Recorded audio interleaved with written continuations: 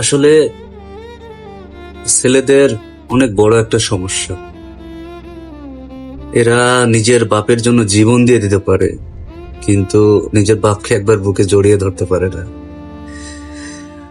এটা ওদের অনেক কঠিন লাগে।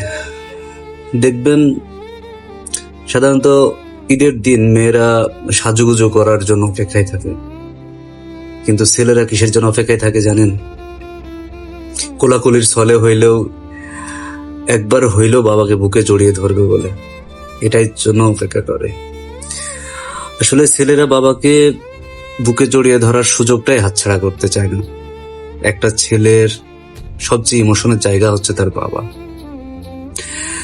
ছেলেরা কখনো এই জায়গাটা হাতছাড়া করতে চায় না। আবার দেখবেন সে কখনো বাবাকে বলতেও পারে না যে বাবা আমি তোমাকে অনেক ভালোবাসি।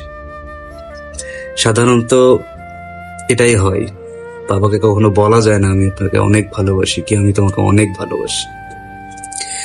বাবা হয়তো ছেলেকে পুরো পৃথিবী ঘুরিয়ে দেখাতে পারে না, কিন্তু কোনো বাবা যদি তার ছেলের সামনে তাকিয়ে হাসে, তাহলে সেই ছেলে তার চোখের সামনে সারা দুনিয়া দেখতে পায়। একটা ছেলের কাছে যদি তার মা হয় তার দুনিয়া, তাহলে সেই দুনিয়ার রাজা হচ্ছে তার বাবা।